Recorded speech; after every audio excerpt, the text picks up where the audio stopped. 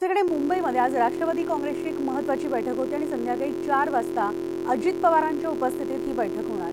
लोकसभा निवडणुकीच्या प्रचारासंदर्भातली रणनीती ठरवली जाणार आहे. या बैठकीला राष्ट्रवादी काँग्रेस पक्षाचे सगळे नेते उपस्थित राहणार आहेत.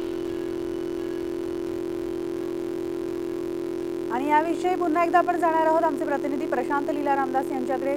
प्रशांत, आज मुंबईत राष्ट्रवादी काँग्रेसची महत्त्वाची बैठक पार पडते. अजित पवारांच्या उपस्थितीत ही बैठक असणार आहे. नेमकी काय रणनीती या बैठकीमध्ये ठरवली जाईल? ज्या पद्धतीने राष्ट्रवादी काँग्रेस पक्षाच्या वतीनं अनेक ठिकाणी उमेदवार जाहीर करण्यात आले आहेत, त्यांनी उमेदवारांची प्रचाराची प्रारंभ देखील केलेला आहे. पण आता प्रचाराच्या दिशा असावी, ती कशी असावी आणि रणनीती कशी असावी यासाठी कॅम्पेन कमिटीची एक अत्यंत महत्त्वाची बैठक आज राष्ट्रवादी काँग्रेस पक्षाच्या मुंबईतील कार्यालयात होणार आहे. सायंकाळी 4 वाजता ही बैठक होणार आहे. या बैठकीला राज्याचे उपमुख्यमंत्री, राष्ट्रवादी काँग्रेस पक्षाचे अध्यक्ष हे उपस्थित राहणार. यांच्यासह राष्ट्रवादी काँग्रेस अनेक ज्येष्ठ नेते देखील या बैठकीला उपस्थित राहणार. त्यामध्ये सुनील तटकरे सारखे जे प्रदेश आहेत, यांच्याशिवाय इतरही नेते जे आहेत या बैठकीच्या माध्यमातून निश्चितपणे लोकसभा निवडणुकीची काय रणनीती असेल यावरती ते अंतिम निर्णय घेणार आहे. त्यामुळे ही बैठक अत्यंत महत्त्वाची आहे, कारण की राष्ट्रवादी काँग्रेस पक्षाचा उमेदवाराची प्रचाराची दिशा कशी असेल हे देखील आजच्या बैठकीत निश्चित होणार आहे. निश्चितच. धन्यवाद प्रशांत या सविस्तर माहितीसाठी. तर राज्यामध्ये पहिल्या दुसऱ्या टप्प्यातील निवडणुकीच्या प्रचाराला वेग आला आणि अशातच भाजपच्या दिल्लीतील नेत्यांनी राज्यात येऊन प्रचाराचा धडाका लावला. भाजप राष्ट्रीय अध्यक्ष जे.पी. नड्डा महाराष्ट्र दौऱ्यावर येणार आहेत आणि गोंदियात आज जे.पी. नड्डा सभा देखील घेणार आहेत. गोंदियामध्ये संध्याकाळी 4:30 वाजता सभा घेणार असून भंडाऱ्यामध्ये केंद्रीय गृहमंत्री अमित शहा यांची 14 एप्रिलला सभा होणार आहे. तर आज राज्यामध्ये पहिल्या दुसऱ्या टप्प्यातील निवडणुकीच्या प्रचाराचा आता वेग वाढलेला आहे आणि अशातच आता भाजपच्या दिल्लीतील नेत्यांनी राज्यात येऊन प्रचाराचा धडाका सुरू केलाय. तर भाजपचे राष्ट्रीय अध्यक्ष जे.पी. नड्डा महाराष्ट्र दौऱ्यावर येत असून गोंदियामध्ये आज जे.पी. नड्डांची सभा आयोजित करण्यात आलेली आहे. संध्याकाळी 4 वाजता गोंदिया इथं ही सभा होणार आहे. आणि मुख्यमंत्री एकनाथ शिंदे आज नांदेड दौऱ्यावर आहेत. आज सकाळी 11 वाजता त्यांची नांदेडच्या हदगाव इथं सभा होणार आहे. लोकसभेचे शिवसेनेचे उमेदवार बाबूराव कदम यांच्या प्रचारार्थ मुख्यमंत्री शिंदे यांची हदगाव इथं सभा होणार आहे आणि सकाळी 10 वाजता मुख्यमंत्री शिंदे यांचं नांदेड विमानतळावर आगमन होणार असून तिथून मुख्यमंत्री हेलिकॉप्टरनं यवतमाळ जिल्ह्यात जाणार आहे.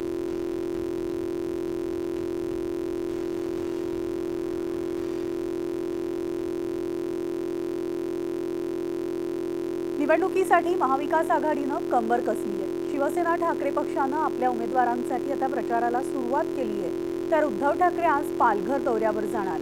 बोईसरच्या आंबटगोड मैदानामध्ये उद्धव ठाकरेंची सभा होणार आहे.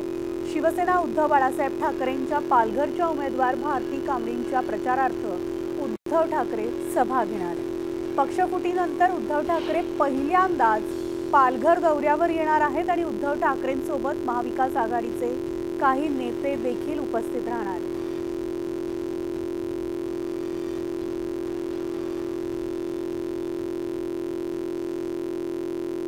नकली शिवसेना, नकली राष्ट्रवादी आणि उरलेली अर्धी काँग्रेस म्हणजेच 3 तिघाडा काम बिघाडा असल्याची घणाघाती टीका अमित शहा यांनी केली आहे. नांदेडमध्ये झालेल्या प्रचार सभेत ते बोलत होते. यावेळेस त्यांनी महाविकास आघाडीवर जोरदार प्रहार केला. दरम्यान सत्तेत असताना शरद पवारांनी महाराष्ट्राला काय दिलंय याचा हिशोब द्या असं आव्हानही अमित शहांनी दिलं.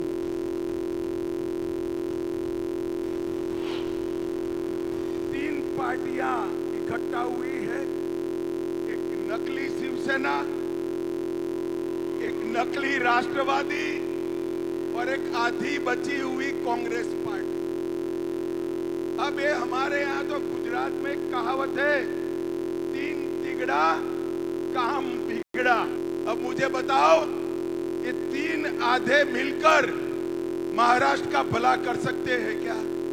जरा जोर से बोलिए, कर सकते हैं क्या? एक ऐसी ऑटो रिक्शा है जिसके 3 पहिए हैं मगर गवर्नर एम्बेसडर का है, गियर बॉक्स फियाट का है और उसका बाकी का इंजन मर्सिडीज का है। ऑटो रिक्शा का कहीं पर भी कोई दिशा तय नहीं हो सकता। इसका भविष्य बहुत स्पष्ट है।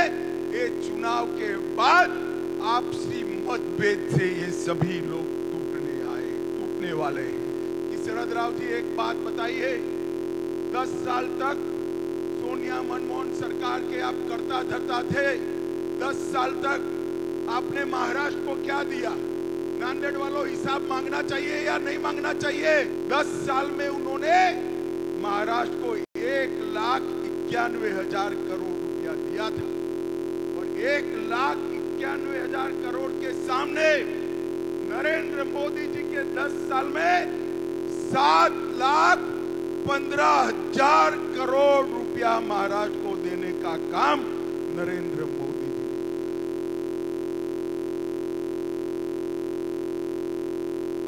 सासवडमध्ये महायुतीचा जनसंवाद मेळावा पार पडला आणि मेळाव्यात मुख्यमंत्री एकनाथ शिंदे, उपमुख्यमंत्री अजित पवारांची मुख्य उपस्थिती होती। विशेष म्हणजे बारामती लोकसभा मतदारसंघात ज्यांनी पवारांविरोधात दंड थोपटले होते त्या विजय शिवतारे यांनी सासवडमध्ये मेळाव्याचं आयोजन केलं होतं। यावेळेस मुख्यमंत्री शिंदे आणि उपमुख्यमंत्री अजित पवारांनी विरोधकांवर जोरदार निशाणा साधलाय। आपल्या उमेदवार सुनेत्राताई अजित दादा पवार असंच आहे ना नाव, आणि आपलं बघायचं काय, घड्याळ बघायचं। शिवसैनिक आलेले आहेत, तरी घड्याळ दाबायची सवय त्यांना नाही, पण आता घड्याळ दाबलंच पाहिजे। घड्याळ तुम्ही दाबल्यावरच ते मत मोदीजींना जाणार आहे। त्यामुळे महायुतीमध्ये आपण आहोत आणि त्यामुळे आपण आपलं एक एक मत अमूल्य आहे। काही जणांचे झाले आहे आता अति, काही जणांची गेली मती। आपण विकासाला देऊ गती आणि जिंकूया आपले बारामती। आता जो उमेदवार महायुतीचा म्हणून घड्याळाचं चित्र देऊन तुमच्या समोर आम्ही दिलेला आहे, तोही उमेदवार पहा। त्याच्यामध्ये पाठीमागे 3 वेळेला खासदार म्हणून दिलेला उमेदवार, त्यांची 15 वर्षामध्ये काय कामं झाली ती पहा। मी एकनाथ शिंदे साहेबांच्या, मुख्यमंत्र्यांच्या साक्षीने सांगतो की यामध्ये माग ज्या 15 वर्षाकरता उमेदवार तुम्ही निवडून दिला खासदार म्हणून, त्यांच्यापेक्षा जास्त चांगलं आणि विकासाचं काम आणि केंद्राचा निधी आताचा तुम्हाला दिलेला उमेदवार आणल्याशिवाय आम्ही कुणी गप्पा बसणार नाही। तर लोकसभा निवडणुकीसाठी महाराष्ट्रातील 48 लोकसभा मतदारसंघांमध्ये महायुतीच्या 3ही प्रमुख पक्षात समन्वय राहावा यासाठी मंत्र्यांची समिती बनवण्यात आली आहे आणि या समन्वय समितीमध्ये 3ही पक्षातील प्रत्येकी 2 मंत्र्यांचा सहभाग असणार आहे।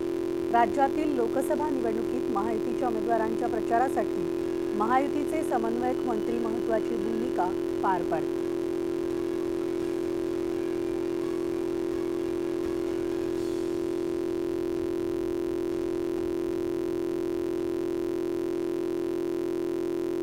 तर नाशिक लोकसभेच्या जागेवरून महायुतीमध्ये पेच कायम आहे।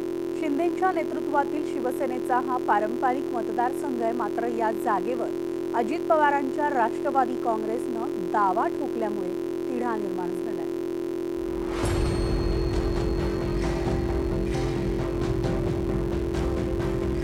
महायुतीत लोकसभेच्या काही जागांवरून अद्यापही रस्सीखेच सुरू आहे। त्यामध्ये नाशिक लोकसभा मतदारसंघाचा समावेश आहे।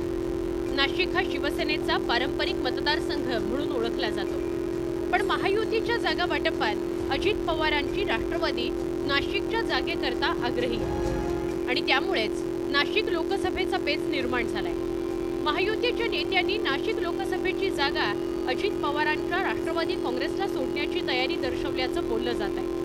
याविषयी मंत्री छगन भुजबळ यांनी तसे संकेत दिले।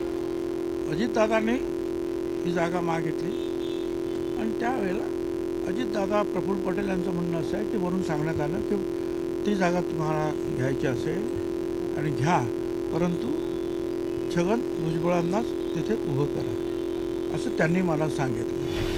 नाशिक लोकसभा मतदारसंघ भाजपच्या वाट्याला जाणार असल्याची चर्चा काही दिवसांपूर्वी राजकीय वर्तुळात सुरू होती। तसंच छगन भुजबळ भाजपच्या चिन्हावर लोकसभा लढवणार असं बोललं गेलं।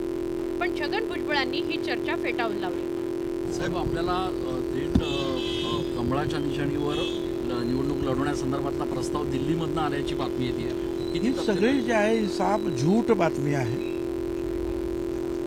अतिशय चुकीची बातमी आहे, कशाचाही आधार त्याला नाही। एकीकडे नाशिकमधून अजित पवारांची राष्ट्रवादी काँग्रेस आघाडीवर आहे, तर दुसरीकडे शिंदेंच्या नेतृत्वातील शिवसेना या जागेकरता अडून बसली, कारण गेली सलग 2 टर्म शिवसेनेच्या हेमंत गोडसेंनी या लोकसभा मतदारसंघातून विजय मिळवला।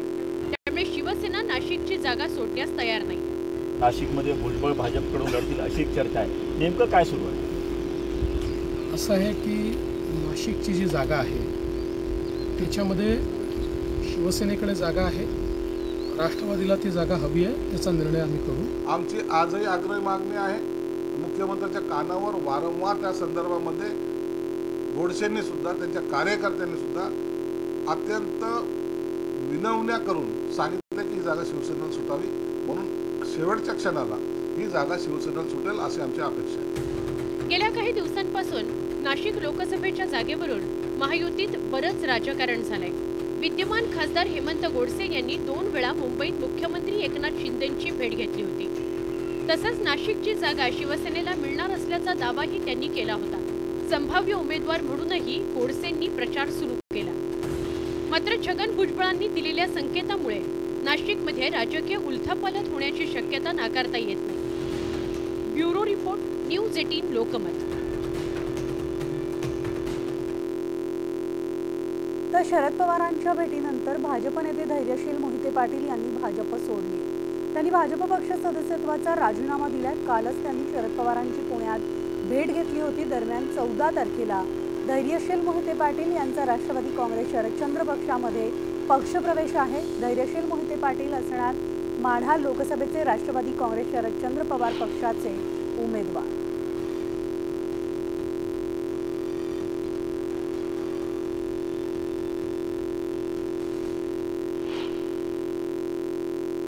आदरणीय पवार साहेबांचे आणि आमच्या कुटुंबाचे अनेक वर्षाचे जुने आणि ऋणानुबंध संबंध आहेत।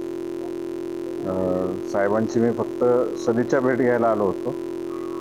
साहेबांची भेट घेतली आणि भेट घेऊन आता पुन्हा अकलूजला चाललोय। सरकारी अंशामध्ये येत आहे, ज्याचं नाव धैर्यशील मोहिते। विसरून गेले, जिंकून येण्याचा कार्यक्रम त्यांचा 2 दिवसांनी आहे। यांचे अध्यक्ष जयंत चौपाटी यांच्या उपस्थितीमध्ये ती भाषा होती।